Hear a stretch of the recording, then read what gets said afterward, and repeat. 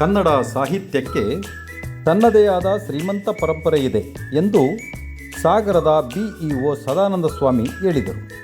ಸಾಗರದ ಸರ್ಕಾರಿ ಪದವಿ ಪೂರ್ವ ಕಾಲೇಜಿನ ಪ್ರೌಢಶಾಲಾ ವಿಭಾಗದಲ್ಲಿ ತಾಲೂಕು ಕನ್ನಡ ಸಾಹಿತ್ಯ ಪರಿಷತ್, ಕರ್ನಾಟಕ ಜಾನಪದ ಪರಿಷತ್, ಜಿಲ್ಲಾ ಕನ್ನಡ ಸಾಹಿತ್ಯ ಸಾಂಸ್ಕೃತಿಕ ವೇದಿಕೆಯಿಂದ ಆಯೋಜಿಸಲಾಗಿದ್ದ ಶಾಲಾ ಅಂಗಳದಲ್ಲಿ ಸಾಹಿತ್ಯ ಕಾರ್ಯಕ್ರಮವನ್ನು ವಿದ್ಯಾರ್ಥಿಗಳಿಗೆ ಪ್ರಶ್ನೆ ಕೇಳುವ ಮೂಲಕ ಉದ್ಘಾಟಿಸಿ ಮಾತನಾಡಿ, ಕನ್ನಡ ಸಾಹಿತ್ಯಕ್ಕೆ ಅತಿ ಹೆಚ್ಚು ಜ್ಞಾನಪೀಠ ಪ್ರಶಸ್ತಿಗಳನ್ನು ತಂದುಕೊಟ್ಟ ಕೀರ್ತಿ ಕನ್ನಡ ಸಾಹಿತ್ಯಕ್ಕೆ ಇದೆ.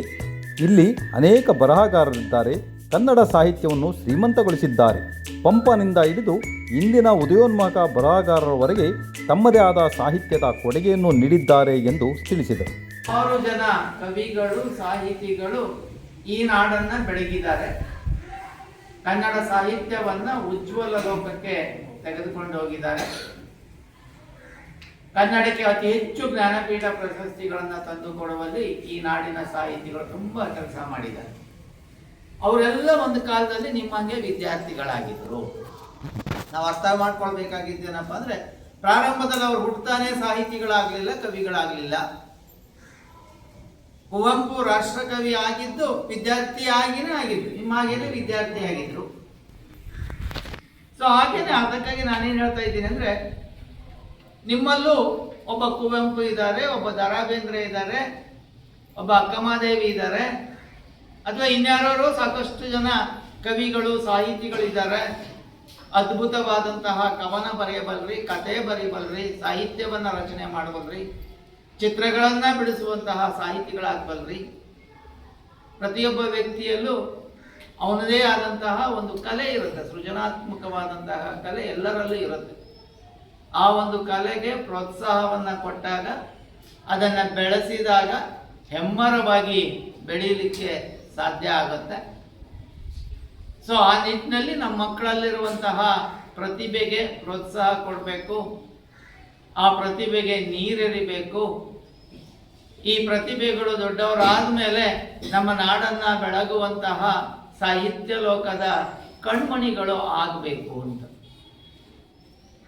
ಆ ಹಿನ್ನೆಲೆಯನ್ನ ಇಟ್ಕೊಂಡು ಇವತ್ತು ಇಲ್ಲಿ ನಮ್ಮ ಮಕ್ಕಳಲ್ಲಿ ಕತೆ ಇರ್ಬೋದು, ಕವನ ಇರ್ಬೋದು, ಪ್ರಬಂಧ ಇರ್ಬೋದು, ಸ್ಪಷ್ಟವಾಗಿ ಓದುವಂಥದ್ದಿರ್ಬೋದು, ಶುದ್ಧವಾದಂತಹ ವ್ಯಾಕರಣ ದೋಷವಿಲ್ಲದಂತಹ ಬರವಣಿಗೆ ಇರ್ಬೋದು, ಈಗ ಸಾಕಷ್ಟು ಚಟುವಟಿಕೆಗಳನ್ನು ಕನ್ನಡ ಸಾಹಿತ್ಯ ಪರಿಷತ್ತು ಹಾಗೂ ಜಾನಪದ ಮುಂದಿನ ದಿನಗಳಲ್ಲಿ ತಿಂಗಳಿಗೊಮ್ಮೋ 2 ತಿಂಗಳಿಗೊಮ್ಮೋ ಈ ರೀತಿಯಾದಂತಹ ಸಾಹಿತ್ಯಿಕ ಚಟುವಟಿಕೆಗಳು ನಡೀತವೆ.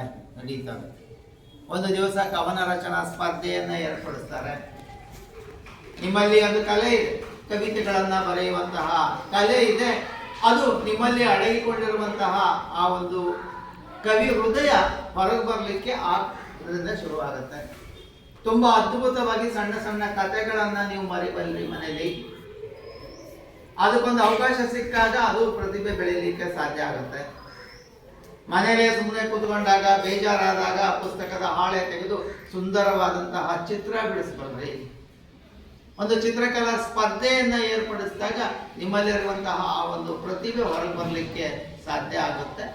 ಸೊ ಆ ನಿಟ್ಟಿನಲ್ಲಿ ಕನ್ನಡ ಸಾಹಿತ್ಯ ಪರಿಷತ್ತಿನ ವತಿಯಿಂದ ಇವತ್ತು ಶಾಲಾ ಅಂಗಳದಲ್ಲಿ ಸಾಹಿತ್ಯ ಕ್ಷೇತ್ರ ಇವತ್ತು ಶಾಲೆಯ ಅಂಗಳಕ್ಕೆ ಬಂದಿದೆ. ನಮ್ಮ ಮಕ್ಕಳಲ್ಲಿರುವಂತಹ ಪ್ರತಿಭೆಯನ್ನು, ನಮ್ಮ ಮಕ್ಕಳಲ್ಲಿರುವಂತಹ ಸೃಜನಾತ್ಮಕತೆಯನ್ನು ಹೊರಗೆ ತರಬೇಕು. ಆ ಪ್ರತಿಭೆಗಳಿಗೆ ಪ್ರೋತ್ಸಾಹ ಕೊಡಬೇಕು. ಈ ನಾಡಿಗೆ ನಮ್ಮ ಮಕ್ಕಳು ಏನಾದ್ರು ಕೊಡುಗೆಯನ್ನು ನೀಡಬೇಕು ಅನ್ನೋ ಉದ್ದೇಶದಿಂದ ಒಂದು ಅತ್ಯದ್ಭುತವಾದಂತಹ ಕಾರ್ಯಕ್ರಮವನ್ನು ಸಂಘಟನೆ ಮಾಡಿದ್ದಾರೆ. ಈ ಕಾರ್ಯಕ್ರಮದಲ್ಲಿ ಭಾಗವಹಿಸಿ ಉದ್ಘಾಟನೆ ಮಾಡುವಂತಹ ಅವಕಾಶ ನನಗೆ ಸಿಕ್ಕಿದೆ. ಈ ಅವಕಾಶ ಕೊಟ್ಟಿದ್ದಕ್ಕಾಗಿ ಎಲ್ಲರಿಗೂ ವಂದಿಸಿ ನನ್ನ 2 ಮಾತನ್ನು ಮುಗಿಸ್ತೀನಿ. ನಮಸ್ಕಾರ. ತಾಲೂಕು ಕನ್ನಡ ಸಾಹಿತ್ಯ ಪರಿಷತ್ ಅಧ್ಯಕ್ಷ ವಿ.ಟಿ. ಸ್ವಾಮಿ ಮಾತನಾಡಿ, ಒಂದು ಪ್ರದೇಶದ ಅಭಿವೃದ್ಧಿ ಎಂದರೆ ಅದು ಬರೀ ಕಟ್ಟಡ, ರಸ್ತೆಗಳ ಮಾತ್ರವಲ್ಲ. ಕಲೆ, ಸಾಹಿತ್ಯ, ಸಾಂಸ್ಕೃತಿಕ ಚಟುವಟಿಕೆಗಳು ಸಹ ಅಷ್ಟೇ ಮುಖ್ಯವಾಗಿದೆ ಎಂದು ಮಾತನಾಡಿದರು. ತಾಲೂಕು ಮಟ್ಟದ ಸಾಹಿತ್ಯ ಸಮ್ಮೇಳನ ಆಗುತ್ತೆ. ಆ ಸಮ್ಮೇಳನದ ಅಧ್ಯಕ್ಷರನ್ನು ಆಯ್ಕೆ ಮಾಡ್ತಾರೆ. ಅಲ್ಲಿ ಆ ಸಂಭ್ರಮ ನೀವು ನೋಡಿದ್ರಿ, ಬಹಳಷ್ಟು ಜನ ಭಾಗವಹಿಸಿದ್ರಿ. ಈ ಸಾರಿನೂ ಸಹ ನಾನು ಶಂಕರ್ ಶಾಸ್ತ್ರಿ ಅವರು ಹೇಳಿದೆ, ನಿಮ್ಮ ಏನಿದೆ ಸರ್ಕಾರಿ ಪ್ರೌಢಶಾಲೆ ಇದೆಯಲ್ಲ, ಸಮ್ಮೇಳನದ ಅಧ್ಯಕ್ಷರಾಗುವಂತಹ ಒಬ್ಬ ವಿದ್ಯಾರ್ಥಿಯನ್ನು ತಯಾರು ಮಾಡಿ ಅನ್ನೋದೇ ನಮ್ಮ ಅಭಿಲಾಷೆ. ಒಬ್ಬ ವಿದ್ಯಾರ್ಥಿಯನ್ನು ಈಗಿನಿಂದಲೇ ಆರಂಭ ಮಾಡಿದರೆ ನವೆಂಬರ್ ಡಿಸೆಂಬರ್ ಅಷ್ಟೊತ್ತಿಗೆ ಏನು ದೊಡ್ಡ ವಿಷಯ ಏನಲ್ಲ, ನೀವು ಮನಸ್ಸು ಮಾಡ್ಬೇಕಷ್ಟೇ. ಅಂತ ಕಾರ್ಯಕ್ಕೆ ಭಾಳಷ್ಟು ವಿಷಯಗಳಿದೆ. ಮುಂದೆ ನಿಮಗೆ ತರಬೇತಿಯನ್ನು ಕೊಡುವಂಥ ಕೆಲಸವನ್ನು ಮಾಡ್ತೀವಿ, ಇದಕ್ಕೆ ಮಾರ್ಗದರ್ಶನವನ್ನು ಮಾಡ್ತೀವಿ ಅಂತ ಹೇಳ್ತಾ ಮಾನ್ಯ ಕ್ಷೇತ್ರ ಶಿಕ್ಷಣಾಧಿಕಾರಿಗಳು ಸಾಹಿತ್ಯ ಮತ್ತು ಸಾಂಸ್ಕೃತಿಕ ಸೌಹೃದಯ ಮನಸ್ಸಿನವರು ಇಂಥ ಕಾರ್ಯಕ್ರಮವನ್ನು ಅವರ ಮುಖಾಂತರ ಉದ್ಘಾಟನೆ ಮಾಡಿ ಮಕ್ಕಳಲ್ಲಿ ಒಂದು ಸ್ಫೂರ್ತಿದಾಯಕವಾಗಿರುವಂಥ ವಿಷಯಗಳನ್ನು ಕೊಡಬೇಕು ಅನ್ನುವಂಥ ಉದ್ದೇಶದಿಂದ ಈ ಕಾರ್ಯಕ್ರಮ ಶಂಕರ್ ಶಾಸ್ತ್ರಿ ಅವರ ಬಗ್ಗೆ ನಿಮಗೆಲ್ಲ ಗೊತ್ತಿದೆ. ಅವರ ಅಪಾರ ಪಾಂಡಿತ್ಯವನ್ನು ಸಾಹಿತ್ಯ ಕ್ಷೇತ್ರದಲ್ಲಿ ಸಾಂಸ್ಕೃತಿಕ ಕ್ಷೇತ್ರದಲ್ಲಿ ಇದ್ದಂಥವ್ರು. ಅದಕ್ಕಾಗಿಯೇ ಅವರು ತಕ್ಷಣ ಒಪ್ಪಿಕೊಂಡಿದ್ದ ಕಾರ್ಯಕ್ರಮ ನಮ್ಮಲ್ಲೇ ಮಾಡೋಣ ಅಂತೇಳಿ, ಅದಕ್ಕಾಗಿ ಅವರಿಗೂ ಅಭಿನಂದನೆಗಳನ್ನು. ವಿಶೇಷವಾಗಿ ನಮ್ಮ ಜಿ ಪರಮೇಶ್ವರಪ್ಪನವರು ನೌಕರ ಸಂಘದ ಅಧ್ಯಕ್ಷರಾದಾಗ ಅವರ ಒಳಗೂಡಿ ಅನೇಕ ಕಾರ್ಯಕ್ರಮಗಳನ್ನು ನಾವೆಲ್ಲ ಪರಿಷತ್ತು ವಿವಿಧ ಸಂಘಟನೆ ಕಾರ್ಯಕ್ರಮಗಳನ್ನು ಬೇರೆ ಬೇರೆ ಶಿಕ್ಷಣ ಸಂಸ್ಥೆಗಳ ಸಹಯೋಗದಲ್ಲಿ ಸಾಹಿತ್ಯಿಕವಾಗಿರುವಂಥ ಕಾರ್ಯಕ್ರಮಗಳನ್ನು ಆಯೋಜನೆ ಮಾಡ್ತಾ ಬಂದಿದ್ದೀವಿ. ಇದು ಕೇವಲ ಇವತ್ತು ನಿನ್ನೆಯ ಕೆಲಸ ಅಲ್ಲ, ಅನೇಕ ವರ್ಷಗಳ ಕಾಲ ಸಾಗರ ತಾಲೂಕಿನಲ್ಲಿ ವಿಶೇಷವಾಗಿ ಮಕ್ಕಳಿಗಾಗಿನ ಕಾರ್ಯಕ್ರಮವನ್ನು ಆಯೋಜನೆ ಮಾಡ್ತಾ ಬಂದಿರೋದು ತಮಗೆಲ್ಲ ಗೊತ್ತಿರುವಂಥದ್ದು. ಈಗಾಗಲೇ ಸುಮಾರು ರಾಜ್ಯದಲ್ಲಿ 19 ಮಕ್ಕಳ ಸಾಹಿತ್ಯ ಸಮ್ಮೇಳನಗಳನ್ನು ಮಾಡಿದೆ ಪರಿಷತ್ತು ಮತ್ತು ಸಾಂಸ್ಕೃತಿಕ ವೇದಿಕೆ ವತಿಯಿಂದ. 19 ಸಾಹಿತ್ಯ ಸಮ್ಮೇಳನಗಳಲ್ಲಿ ಸುಮಾರು 9 ರಾಜ್ಯ ಮಟ್ಟದ ಮಕ್ಕಳ ಸಮ್ಮೇಳನದ ಅಧ್ಯಕ್ಷರು ಸಾಗರ ತಾಲೂಕಿನವರಾಗಿದ್ದಾರೆ. 9 ಜನ 9 ರಾಜ್ಯ ಮಟ್ಟದ ಸಾಹಿತ್ಯ ಸಮ್ಮೇಳನದಲ್ಲಿ ಅದು ವಿಶೇಷವಾಗಿ ಆದಿಚುಂಚನಗಿರಿ ಮಠದಲ್ಲಿ ಸುಮಾರು 25 ರಿಂದ 30 ಸಾವಿರ ಮಕ್ಕಳು ರಾಜ್ಯ ಮಟ್ಟದಲ್ಲಿ ಸೇರಿ ಬೆಳ್ಳಿ ರಥದಲ್ಲಿ ಆ ಮಕ್ಕಳನ್ನು ಕೂರ್ಚಿ ಮೆರವಣಿಗೆ ಮಾಡುವಂಥ ಒಂದು ಸಂಭ್ರಮ ಇದೆಯಲ್ಲ, ನಿಜವಾಗ್ಲೂ ಅದು ಸಾರ್ಥಕವಾಗಿರುವಂಥದ್ದು. ಸಾಕಷ್ಟು ಜನ ವಿದ್ಯಾರ್ಥಿಗಳಿಗೆ ಪೂರಕವಾಗಿರುವಂತಹ, ಪಠ್ಯಕ್ಕೆ ಪೂರಕವಾಗಿರುವಂತಹ ಒಂದಿಷ್ಟು ವಿಷಯಗಳನ್ನು ಬರೆಯುವಂತಹ, ಓದುವಂತಹ, ಕನ್ನಡಕ್ಕೆ ಸಂಬಂಧಪಟ್ಟ ರಸಪುಸ್ತಕಗಳನ್ನು ಕೇಳುವಂತಹ, ಕತೆ ಕವನ ಹೇಗಿರ್ಬೇಕು ಅನ್ನೋದನ್ನು ನಿಮ್ಮಲ್ಲಿ ಅಭಿರುಚಿಯನ್ನು ಮೂಡಿಸುವಂಥ ಕೆಲಸಕ್ಕೆ ನಮ್ಮ ಈ 3 ಸಂಸ್ಥೆಗಳು ನಿರಂತರವಾಗಿ ಮಾಡ್ತಾ ಬಂದಿರುವಂಥದ್ದು ನಿಮಗೆಲ್ಲ ಗೊತ್ತಿರುವಂಥದ್ದು. ಇದು ಈ ವರ್ಷದಲ್ಲಿ ಇಲ್ಲಿ ಈ ಶಾಲೆಯಲ್ಲಿ ಆರಂಭ ಮಾಡ್ತಾ ಇದ್ವಿ. ಸರ್ಕಾರಿ ಪದವಿ ಪೂರ್ವ ಕಾಲೇಜಿನ ಪ್ರಾಂಶುಪಾಲರಾದ ಜಿ ಪರಮೇಶ್ವರಪ್ಪನವರು ಮಾತನಾಡಿ, ಮನುಷ್ಯನನ್ನು ಸದಾ ಕ್ರಿಯಾಶೀಲವಾಗಿಸುವುದು ಸಾಹಿತ್ಯ ಮತ್ತು ಸಾಂಸ್ಕೃತಿಕ ಚಟುವಟಿಕೆಗಳಿಂದ ಮಾತ್ರ ಸಾಧ್ಯ ಎಂದು ತಿಳಿಸಿದರು. ಕೂಡ ವಿ ಟಿ ಸ್ವಾಮಿಯವರ ನೇತೃತ್ವದಲ್ಲಿ ಕನ್ನಡ ಸಾಹಿತ್ಯ ಪರಿಷತ್ತು ಹಿಂದೆ ಅತ್ಯಂತ ಚಟುವಟಿಕೆಯಿಂದ ಕಾರ್ಯವನ್ನು ನಿರ್ವಹಣೆಯನ್ನು ಮಾಡಿತ್ತು. ಹಾಗೆಯೇ ಅದರಲ್ಲಿ ಸತ್ಯನಾರಾಯಣ ಸಿರುವಂತೆಯವರು ಕೂಡ ಅತ್ಯಂತ ಪ್ರಮುಖವಾಗಿ ಆ ಒಂದು ಇದರಲ್ಲಿ ಚಟುವಟಿಕೆಗಳಲ್ಲಿ ಭಾಗವಹಿಸ್ತಾ ಒಳ್ಳೆಯ ಒಂದು ಸಾಹಿತ್ಯ ಚಟುವಟಿಕೆಗಳನ್ನು ತಾಲೂಕು ಕಾರ್ಯಕ್ರಮದ ಅಧ್ಯಕ್ಷತೆ ವಹಿಸಿದ ಉಪಪ್ರಾಂಶುಪಾಲರಾದ ಡಾಕ್ಟರ್ ಶಂಕರ್ ಶಾಸ್ತ್ರಿ ಮಾತನಾಡಿ, ಮನದೊಳಗಿರುವ ಆದರ್ಶ ಗುಣಗಳನ್ನು, ಉತ್ತಮ ಹವ್ಯಾಸಗಳನ್ನು ಹೆಚ್ಚಿಸಿಕೊಳ್ಳುವುದರ ಮೂಲಕ ಉತ್ತಮ ವ್ಯಕ್ತಿತ್ವ ರೂಪಿಸಿಕೊಳ್ಳಬೇಕಾಗಿದೆ ಎಂದು ಮಾತನಾಡಿದರು. ಕನ್ನಡ ಸಾಹಿತ್ಯ ಪರಿಷತ್ತಿನ ಅಧ್ಯಕ್ಷರೇ ಹಾಗೂ ಕನ್ನಡ ಸಾಹಿತ್ಯ ಪರಿಷತ್ತಿನ ಎಲ್ಲ ಪದಾಧಿಕಾರಿಗಳು ಮತ್ತು ಈ ಸಂದರ್ಭದಲ್ಲಿ ಉಪಸ್ಥಿತರಿರುವಂಥ ಎಲ್ಲ ಗಣ್ಯರೇ ಹಾಗೂ ವಿದ್ಯಾರ್ಥಿನಿಯರು, ತುಂಬ ಸಂತೋಷದ ಸಂಗತಿ ಏನು ಅಂತ ಕೇಳಿದರೆ, ಕನ್ನಡ ಸಾಹಿತ್ಯದ ಕುರಿತಾಗಿ ಸಾಗರ ನಡೆಸಿದಷ್ಟು ಕಾರ್ಯಕ್ರಮಗಳು ಇಡೀ ರಾಜ್ಯದಲ್ಲಿ ಎಲ್ಲೂ ನಡೆಯುತ್ತವೆ.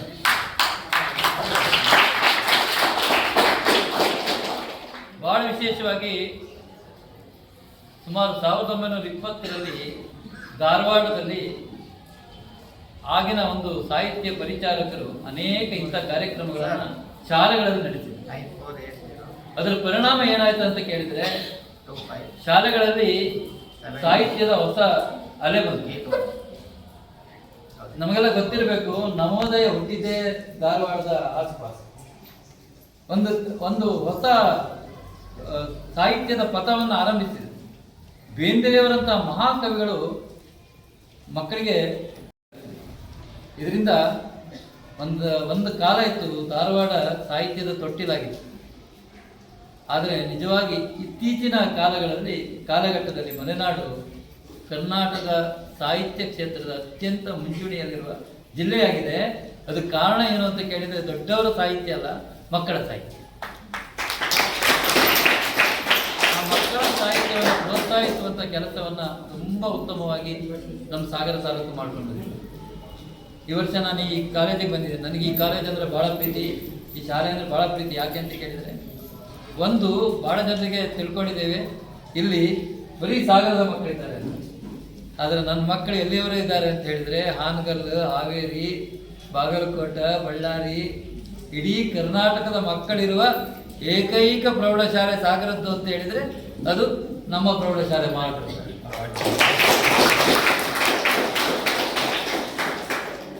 ಹಾಗಾಗಿ ನಾನು ಬಂದಾಗ ಮೊದಲ ದಿನವೇ ಹೇಳಿದ್ದೆ ಒಂದು ಸಾಹಿತ್ಯ ಸಂಘವನ್ನು ಮಾಡಬೇಕು ಅಂತ. ಇನ್ಮೇಲೆ ಸಾಹಿತ್ಯ ಸಂಘ ಆರಂಭ ಆಗುತ್ತೆ. ಪ್ರತಿ ತಿಂಗಳು ಇವರು ಯಾವ ದಿನ ಮಾಡಿದ್ರೋ ಅದೇ ದಿನದ ನೆನಪಿನಲ್ಲಿ ನಾವು ಪ್ರತಿ ತಿಂಗಳು ಈ ಶಾಲೆಯಲ್ಲಿ ಕಾರ್ಯಕ್ರಮ ಮಾಡ್ತೀವಿ. ನಿಮಗೆ ಆಹ್ವಾನವನ್ನು ಕೊಡ್ತೀವಿ, ನೀವೆಲ್ಲರೂ ಕೂಡ ಬರ್ಬೋದು. ಜೊತೆಗೆ ನನ್ನ ಮಕ್ಕಳು ಇವತ್ತು ಸುಮಾರು ಒಂದು 25 ಜನ ಕವಿತೆ ಬರೆದಿದ್ದಾರೆ. ಅಲ್ಲಿ ಓದಕ್ಕೆ ಸಮಯ ಇಲ್ಲ. ಒಂದು ಅದ್ಭುತವಾದಂಥ ಭಾವಗೀತೆ ಹಾಡುಗಳಿದ್ಲು ಅವಳು, ಭಾಳ ಚೆನ್ನಾಗಿತ್ತು. ನನಗೆ ತೋರಿಸಿದ್ಲು, ಒಂದು ಸಾಲ ಹಾಡಿದ್ಲು ಕೂಡ. ಆದರೆ ಇದು ಸಮಯ ಅಲ್ಲ. ಎಲ್ಲರೂ ಬರೆಯುವ ಆಸಕ್ತಿಯನ್ನು ಹೊಂದಿದ್ದೀರಿ. ಗಂಡು ಮಕ್ಕಳೇನು ಕಡಿಮೆ ಇಲ್ಲ, ಅವ್ರದ್ದು ಗಂಡು ಸಾಹಿತ್ಯ. ಹೊರಗಡೆ ಹೋಗಿ ಅವರನ್ನಷ್ಟಕ್ಕೆ ಮಾತಾಡೋಕೆ ಬಿಟ್ಟರೆ ಅವರು ಜನಪದ ಸಾಹಿತ್ಯದಲ್ಲಿ ಭಾಳ ಚೆನ್ನಾಗಿ ಮಾತಾಡ್ತಾರೆ. ಹಾಗಾಗಿ ಅವರಲ್ಲಿಯೂ ಕೂಡ ಕಲಾ ಇದೆ. ಮುಂದಿನ ದಿನಗಳಲ್ಲಿ ಈ ಶಾಲೆಯಲ್ಲಿ ಸಾಹಿತ್ಯದ ಕೆಲಸ ಏನಾಗಬೇಕು ಅದು ನಮ್ಮ ಶಾಲೆಯಿಂದ ಆರಂಭಗೊಂಡಿದ್ದಷ್ಟೇ ಅಲ್ಲ, ನಿರಂತರವಾಗಿ ನಮ್ಮ ಶಾಲೆಯಲ್ಲಿ ನಡೆಯುತ್ತೆ. ಜೊತೆಗೆ ಏನು ಆಶಯವನ್ನು ವ್ಯಕ್ತಪಡಿಸಿದ್ದೀರಿ, ಅರ್ಹರಿದ್ದಾರೆ. ನಿಜವಾಗ್ಲೂ ನಮ್ಮ ಶಾಲೆಯ ವಿದ್ಯಾರ್ಥಿಗಳು ಸಾಹಿತ್ಯ ಸಮ್ಮೇಳನದಲ್ಲಿ ಪಾಲ್ಗೊಳ್ಳೋದಕ್ಕೆ ಅರ್ಹರಿದ್ದಾರೆ. ಆ ಮುಂಗಾರು ಕವಿತೆಯನ್ನು ಕೇಳಿದೆ. ಇನ್ನೊಬ್ಬರು ಯಾರೋ ನನಗೆ ತಂದು ತೋರಿಸಿದ್ದು ಒಂದು ಕವಿತೆಯನ್ನು, ಭಾಳ ಅದ್ಭುತವಾಗಿತ್ತು ಆ ಕವಿತೆ ಕೂಡ. ನೋಡಿದೆ, ನನಗೆ ಆಶ್ಚರ್ಯ ಆಯಿತು. ಮಕ್ಕಳಲ್ಲಿ ಈ ಥರದ ಪ್ರತಿಭೆ ಇರುತ್ತೆ. ಖಂಡಿತವಾಗಿ ಅದು ವಿಕಾಸ ಆಗೋದಕ್ಕೊಂದು ದಾರಿ ಬೇಕಿತ್ತು. ಅದು ಖಂಡಿತ ವಿಕಾಸ ಆಗುತ್ತೆ. ಮುಂದಿನ ತಿಂಗಳು ಒಂದು ಡೇಟನ್ನು ಫಿಕ್ಸ್ ಮಾಡ್ತೀನಿ.